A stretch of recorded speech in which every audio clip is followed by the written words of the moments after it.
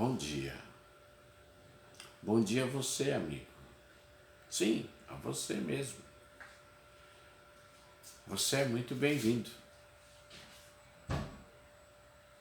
Quero desejar a você e a todos que estão aqui um dia maravilhoso, repleto de paz, de amor, de harmonia, de saúde e principalmente de muito trabalho para todos nós. Com vida 20, jamais Covid-19. Estamos aqui apenas para agradecer. Agradecer a Deus por mais esse dia, por mais essa oportunidade de estarmos juntos. Agradecermos a Jesus, nosso Divino Mestre, e agradecermos também aos amigos espirituais, isto é, ao trabalho intenso que eles exercem neste pequeno trabalho. Quero também especialmente agradecer a você pela sua paciência de nos ouvir e pela visualização e pelos seus comentários. Como já é sabido, eu não faço comentário daquilo que leio, pois me sinto incapacitado para tal. É de uma responsabilidade muito grande fazer alguns comentários do Livro dos Espíritos. Mas você tem total liberdade para comentar, dar sugestões para a melhoria deste pequeno trabalho. Nós estamos lendo no capítulo de Politeísmo, no Livro dos Espíritos, a questão de número 667. Por que razão, não obstante ser falsa, a crença politeísta é uma das mais antigas e mais espalhadas? Resposta: a concepção de um Deus único não poderia existir no homem, senão como resultado do desenvolvimento de suas ideias. Incapaz, pela sua ignorância, de conceber um ser imaterial, sem forma determinada, atuando sobre a matéria, conferiu-lhe o homem atributos da natureza corpórea, isto é, uma forma e um aspecto, e desde então, tudo que parecia ultrapassar os limites da inteligência comum era para ele uma divindade. Tudo que não compreendia devia ser obra de uma potência sobrenatural. Daí a crer em tantas potências distintas quanto os efeitos que observava. Não havia mais que um passo. Em todos os tempos, porém, houve homens instruídos que compreenderam ser impossível a existência desses poderes múltiplos a governarem o mundo, sem uma direção superior, e que, em consequência, se elevaram à concepção de um Deus único. Questão 668. Tendo-se produzido em todos os tempos e sendo conhecido desde as primeiras idades do mundo, não haverão os fenômenos espíritas contribuídos para a difusão da crença na pluralidade dos deuses? Resposta: sem dúvida, porquanto, chamando Deus a tudo que era sobre-humano, os homens tinham por deuses os espíritos. Daí veio que, quando um homem, pelas suas ações, pelo seu gênio, ou por um poder oculto que o vulgo não lograva compreender, se distinguia dos demais, faziam dele um Deus e por sua morte lhe rendiam culto. Esta informação está na questão de número 603. Depois vamos conferi-la, tá certo?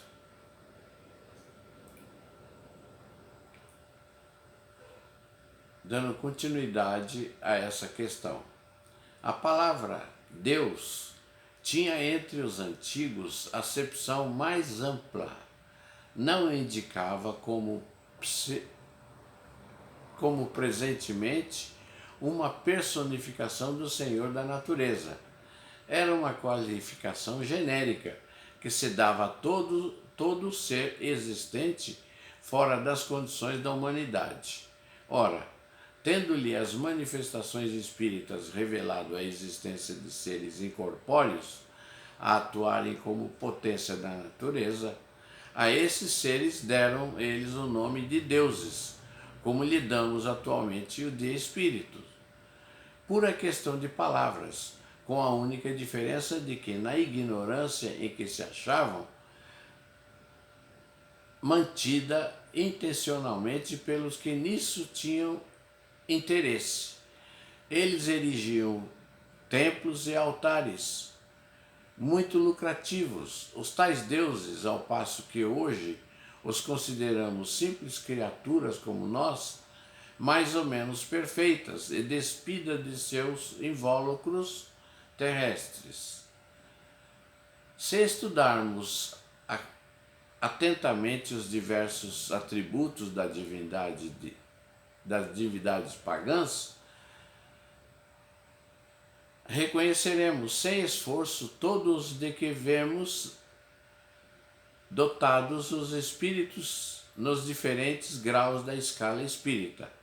O estado físico em que se encontram, nos mundos superiores, todas as propriedades do perispíritos e os papéis que desempenham nas coisas da terra. Vindo iluminar o mundo com a sua divina luz, o cristianismo não se propôs destruir uma coisa que está na natureza. Orientou, porém, a adoção para aqueles a quem é devida.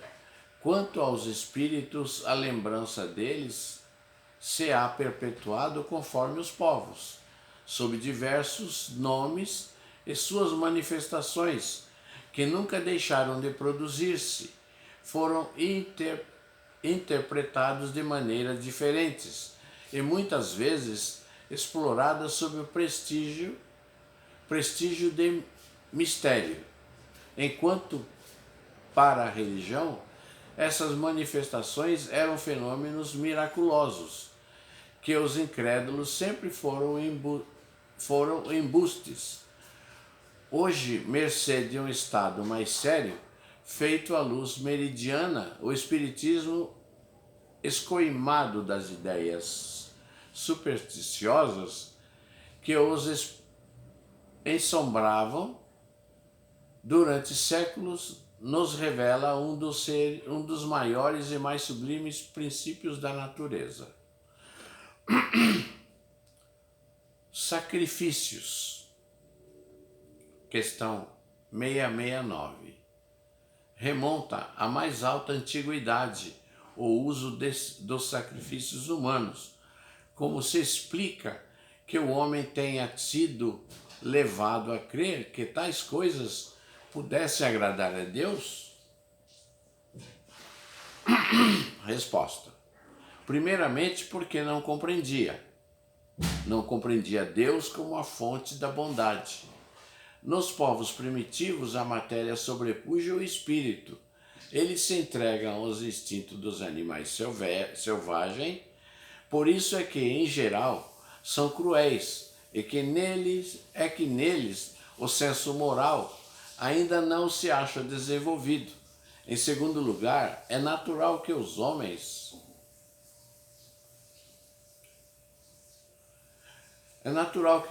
primitivos acreditassem ter uma criatura animada muito mais valor aos olhos de Deus do que em corpo material. Foi isso que os levou a imolarem primeiro animais e mais tarde homens, de conformidade com a falsa crença que possuíam. Pensavam que o valor do sacrifício era proporcional à importância da vítima. Na vida material, como geralmente a praticais, se houverdes de oferecer a alguém um presente, escolhê-lo-eis sempre de tanto maior quanto mais afeto e consideração considerardes testemunhar a esse alguém. Assim tinha que ser em relação a Deus, entre homens ignorantes. De modo que os sacrifícios de animais precederam os sacrifícios humanos. Essa é a questão A. De modo que os sacrifícios de animais precederam os sacrifícios humanos? Sobre isso não pode haver a menor dúvida. Questão B. Então, de acordo com a explicação que vindes dar, não foi de um sentimento de crueldade que se originaram os sacrifícios humanos? Resposta. Não, originaram-se de uma ideia errônea quanto à maneira de agradar a Deus. Considerai o que se deu com Abrão. Com o correr dos tempos, os homens entraram a abusar dessa prática, imolando seus inimigos comuns, até mesmo seus inimigos particulares. Deus, entretanto, nunca exigiu sacrifício, nem de homens, nem sequer de animais. Não há como imaginar-se que se lhe possa prestar culto mediante a destruição inútil de suas criaturas. A questão de número 670, eu vou formular apenas a pergunta. E assim, se Deus assim o permitir, leremos amanhã a resposta. Dar-se-á que alguma vez possam ter sido agradáveis a Deus os sacrifícios humanos praticados com piedosa intenção? A resposta pretendemos dar amanhã. Se você ficou curioso, você pode também baixar em PDF o Livro dos Espíritos, de Allan Kardec. Com certeza você me ajudará muito, pois estaremos lendo juntos e aprenderemos mais. Queria fazer um brinde à sua saúde, pois como lemos um tanto quanto longo os textos, a gente necessita lubrificar as cordas vocais. Então, a sua saúde. Pegue você também um copo com água e beba comigo.